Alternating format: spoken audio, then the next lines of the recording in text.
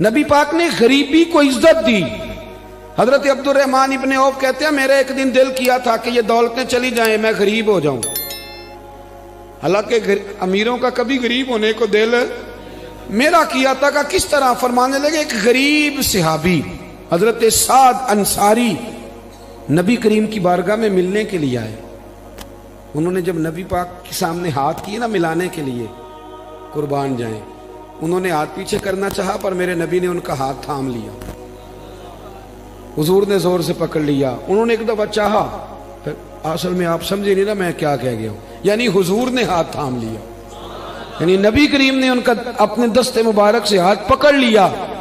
صحابی خاموش ہو گئے. حضور نے پھر ان کا ہاتھ کھولا. فرمایا یہ کیا ہے؟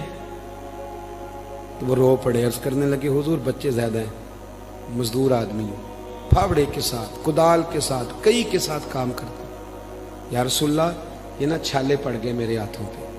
حضرت عبد الرحمن ابن عوف کہتے ہیں کائنات نے دھرتی نے وہ نظارہ بھی دیکھا کہ جس رسول کے قدم چومنے کے لیے جبریل جھکے اس محبوب نے مزدور کا ہاتھ چومنا شروع کر دیا. فرماتے ہیں غریبی کو وہ عزت ملی کہ میرا بھی دل کرتا تھا غریب ہو جاؤں, دل کرتا تھا. یہ کس نے ذروں کو اٹھایا اور صحرا کر دی, یہ کس نے قطروں کو ملایا اور دریا کر دیا, یہ کس کی حکمت نے یتیموں کو کیا در یتیم اور غلاموں کو دنیا بھر کا مولا کر دیا. ہم نا اصل میں عزت نہیں دے پائے. ہم نے وہ جو سٹیٹس کا فرق رکھا ہوا ہے نا اس نے تباہی کر دی. نبی کریم کا انقلاب یہ ہے کہ, اور حضور نے نا ایک اور بات بھی ذہن میں رکھی, نبی پاک صلی اللہ علیہ وسلم نے لوگوں کو بتایا ہے کہ گناہ ہوتا ہے. کیمرے لگانے سے گناہ نہیں ختم ہوتے, کیمرے لگانے سے گناہ نہیں ختم ہوتے, چوکیاں بنانے سے نہیں ختم ہوتے. گناہ تب ختم ہوتے ہیں جب احساس پیدا ہو جائے کہ یہ چیز غلط. میرے معاشرے میں گالی کو لوگ گناہ ہی نہیں سمجھتے. بالکل یہ تو کوئی جرم ہی نہیں. حالانکہ حضور صلی اللہ علیہ وسلم نے فرمایا مومن کو گالی دینا اعلانیہ فسق ہے. جو کسی مومن کو گالی دیتا ہے وہ اعلانیہ اللہ کی نافرمانی کا. اب یہ کوئی گناہ ہی نہیں. اب 2 3 5 لطیفے جھوٹے سنا جانا یہ گناہ ہی کوئی نہیں. اور نبی پاک نے فرمایا مومن بزدل ہو سکتا ہے, کنجوس ہو سکتا ہے, پر میرا مومن جھوٹ نہیں بولتا. آپ سمجھے بات. ہمارے ہاں یہ معیار بن گیا کہ ہم نے گناہ کو گناہ نہیں سمجھا. نبی کریم نے نا انقلاب یہ برپا کیا کہ دلوں کے اندر سے نا میل کچیل نکال کے احساس پیدا کر دیا کہ گناہ ہوتا ہے. احساس, جب آپ کو احساس پیدا ہو جائے نا کہ مجھ سے, آپ یقین کریں مطلب موٹر سائیکل والے کو پجارو والا جب ٹکر مار دیتا ہے نا تو وہ گر جاتا ہے. تو وہ چونکہ پجاروں میں بیٹھے ہوتا ہے تو وہ الماری کھول کے یا شیشہ نیچے کر کے تو وہ اس کو کہتا ہے کہ اٹھ جا, کیا ہو گیا, مطلب تو دھیان سے نہیں چل رہا. موٹر سائیکل والوں نے تو خرید لی ہے یہ روڈ, کیونکہ وہ پجاروں پہ ہے. لہذا وہ غلطی بھی کرے تو پھر بھی وہ تسلیم کرنے کو تیار ہے. ایسے نہ ہو تو عقل بھی تو نہیں نہ ہوتی. جدے گھر دانے ہو دے وہ دے کملے بھی سیانے. نبی کریم صلی اللہ تعالی علیہ وسلم نے انقلاب برپا کیا کہ احساس پیدا کیا, غلطی کا احساس. بخاری میں حدیث ہے, حضرت ابو ہریرہ رضی اللہ تعالیٰ عنہ, حضرت انس بن مالک رضی اللہ تعالیٰ عنہ حدیث کے راوی ہیں. کہتے ہیں غامدیہ قبیلے کی ایک بی بی آئی حضور کی بارگاہ میں. یہ لوگ گناہ کرتے تھے, بدکاری کرتے تھے, بلکہ معاذ اللہ عرب میں یہ رواج تھا کہ اگر کسی کے ہاں بیٹا پیدا نہیں ہوتا تھا تو معاذ اللہ ثم معاذ اللہ وہ کسی اور مرد کے ہاں بھیج دیتے تھے. وہ تو اس کو عیب ہی نہیں جانتے تھے. آج بھی آپ یورپ میں کوئی اس کو عیب سمجھا جاتا ہے. ہمارے حکمران ہمیں مثالیں دیتے ہیں, ہم جی اس طرح کا بنا دیں گے. میں نے کہا رہنے دو, ہم نے اس طرح کا بن کے کیا کرنا ہے. اللہ کا فضل ہے میرے ملک میں آج بھی بہت ساری شرم و حیا ہے, بہت سارا کرم ہے اللہ کا. وہاں تو حد بندہ ہی کوئی نہیں. کس طرف آپ جا رہے ہیں. قبیلہ غامدیہ کی عورت آئی تو حضرت ابو ہریرہ کہتے ہیں وہ رو پڑی, اور اس طرح روئی کہ جیسے بڑی تکلیف میں. حضور نے فرمایا کیا ہوا؟ یا رسول اللہ بھول گئی تھی, غلطی کر بیٹھی, مجھ سے زنا ہو گئی. حضور صلی اللہ, اب دیکھیں ذرا, یہاں مجرم کو مار مار کے منواتے وہ مانتا نہیں, کیونکہ وہ پاک ہو کے دنیا سے جانا نہیں نہ چاہتا. حضور صلی اللہ علیہ وسلم نے نہیں منوایا, وہ خود کہہ رہی ہے. تو محبوب فرمانے لگے تو کیسے ثابت کرے گی کہ تو نے زنا کیا ہے, یعنی مجرم کو ثابت کرنا پڑ گا. تو عرض کرنے لگی حضور میرے پیٹ میں ناجائز بچہ ہے. حضور نے فرمایا واپس جا کہ بچہ پیدا ہو جائے تو پھر آنا، گویا غلطی تیری ہے، تیرے بچے کی تو نہیں ہے۔ 8-9 ماہ کے بعد دوبارہ آئی تو پھول سا بیٹا گود میں، حالانکہ کہنے لگی کوئی 2 سپاہی نہیں حضور نے بھیجے کہ دھیان رکھنا بھاگ نہ جائے۔ حضور کی نورانیت کا کمال یہ ہے کہ احساس پیدا کر دیا کہ گناہ گناہ ہوتا ہے، غلطی غلطی ہوتی، احساس پیدا کیا۔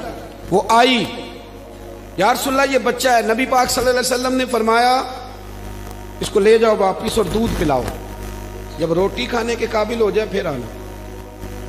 وہ گئی، 2 سال کے بعد آئی تو بچے کے ہاتھ میں روٹی کا ٹکڑا تھا اور رو پڑی۔ صاحب کنز الاموال نے لکھا رو پڑی اور عرض کرنے لگی یا رسول اللہ مجھے پاک کر دیں، حضور مجھے ساری رات نیند نہیں آتی، میں رو کے وقت گزارتی ہوں کہ اس حال میں مر گئی تو میں اللہ کی بارگاہ میں کیا منہ لے کے جاؤں، حضور مہربانی فرمائیں۔ یار یہاں لوگوں کو شعور ہی نہیں ہے، بڑے بڑے جرم لوگ اپنی چادر کے نیچے چھپائے پھرتے ہیں، پر احساس نہیں کہ ہم کسی طریقے سے اللہ رسول سے معافی لے لیں۔ یہ وہ انقلاب ہے جو میلاد والے رسول نے برپا کر دیا۔ اللہ اکبر۔ حضور نے ایک بچہ لے کے ایک صحابی کو دیا، فرمایا اس کی پرورش کرنا، اور پھر حضور نے لوگوں سے کہا کہ اسے پتھر مارو اور مار مار کے سنسار کر دو۔ حضرت انس بن مالک کہتے ہیں اسے پتھر لگ رہے تھے اور نبی پاک بے چینی کے ساتھ اندر ٹہل گئے۔ جب اس کا انتقال ہو گیا تو نبی کریم علیہ السلام کو آ کے بتایا گیا حضور انتقال کر گئی۔ آپ فرماتے ہیں کہ کمال اس کے آگے ہوئی جب نبی کریم نے فرمایا جاؤ اسے غسل دو، کفن پہناؤ، جنازہ تیار ہو جائے تو مجھے خبر کرنا۔ کہتے ہیں جنازہ تیار ہوا تو محبوب فرمانے لگے صفے بناؤ بھائی میں خود جنازہ پڑھاؤں گی۔ بعد مرن دے مکھڑا میرا ہو جاوے جے تازہ، پھر سمجھ لینا محبوب میرے نے آن پڑھے ہے جنازہ۔ فرمایا صفے بناؤ میں جنازہ پڑھاتا۔ حضور نے جنازہ پڑھایا تو حضرت انس بن مالک رضی اللہ تعالیٰ عنہ فرماتے ہیں جتنی دیر میں اونٹ ذبح کر کے کھال اتار کے گوشت بنا کے تقسیم کیا جاتا ہے اتنی دیر نبی پاک اس کے لیے دعائیں مانگتے رہے۔ ایک صحابی کی زبان سے نکلا یا رسول اللہ اس کے لیے جس نے ناجائز بچہ جنا ہے، حضور فرمانے لگے خاموش ہو جا، تم نے اس کا گناہ دیکھا ہے، اس کی توبہ نہیں دیکھی، اس کا احساس نہیں دیکھا، اس کے آنسو نہیں دیکھے؟ فرمایا اس نے تو ایسی شاندار توبہ کی ہے کہ اگر میں اپنی ساری امت میں بانٹ دوں تو اللہ سب کی بخشش فرما دے گا۔ جب تک کریم صلی اللہ علیہ وسلم نے نا غریبی کو عزت دے دی، وقار دیا۔ دوسرا نبی کریم صلی اللہ علیہ وسلم نے لوگوں کے دلوں میں احساس گناہ پیدا کیا، وہ سمجھ گئے یہ غلطی ہے اور ہمیں توبہ کرنی، سمجھ گئے غلطی ہے۔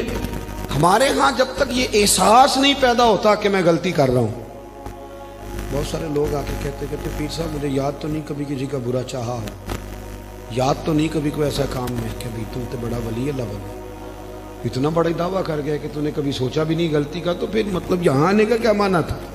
ہمارے بہت سارے دعوے، میرے سمیت آپ کسی کو چھیڑیں وہ کہے گا ایک دنیا میں بندہ ٹھیک ہے جو میں خود ہوں، اس کے علاوہ کوئی ٹھیک ہے؟ بلکہ بہت سارے لوگ تو کہتے ہیں جی میں چھوٹا تھا تو ابا جی کام نہیں کرتے تھے، بڑا ہوا تو بھائی نہیں کرتے، اور زیادہ بڑا ہوا تو بچے نہیں کرتے، یعنی ثابت کرنا چاہ رہے ہیں کہ ابے کو بھی روٹی میں نہیں کھلائی، میں نہیں پالا ہے۔ یعنی اپنے حق میں دلائل ہر وقت اپنے حق میں دلائل دینا بھی کوئی بات ہے بھائی؟ اپنے اندر اپنی غلطیوں کا احساس پیدا کر۔ تیسری بات میرے نبی کریم صلی اللہ علیہ وسلم نے نا رشتوں کے اندر رشتوں کا احساس پیدا کیا۔ رشتے پہلے بھی تھے پر ان کا احساس، میلاد سے پہلے بھی رشتے تھے پر رشتوں کا احساس موجود۔ حضرت طارق بن عبداللہ رضی اللہ تعالیٰ عنہ فرماتے ہیں کہ میں حضور صلی اللہ علیہ وسلم کے اعلان نبوت سے پہلے ایک دفعہ مکے آیا تھا تو میں نے ایک شخص کو دیکھا ایک بوڑھی عورت کے گلے میں رسی ڈال کے کھینچ کے لے جا رہا ہے۔ میں نے اس سے پوچھا کہ کیوں اس بوڑھی کو تکلیف دے رہے ہو؟ تو کہنے لگا تو ہٹ جا، تو کون ہوتا ہے؟ میں نے کہا یہ کون ہے بوڑھی؟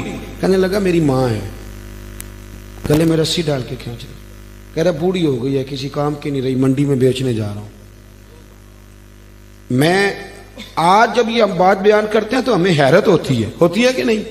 بولیے، یہ آپ چلے جائیں صرف 7-8 گھنٹے کی فلائٹ ہے، یورپ میں پہنچے، جا کے دیکھ لیں بچہ 18 سال کا ہوتا ہے تو ابے کو فارغ نہیں کر دیتا وہ آج بھی، کوئی احساس رہتا ہے؟ باقی کوئی ایسی ٹینشن ہو، اس پر سیمینار ہوتا ہو، اور ماں باپ بچوں کو نکال دیتے، کہتے بھی تیری 18 سال عمر ہوگی، اب تو نکل جا کے اپنا کچھ سوچ۔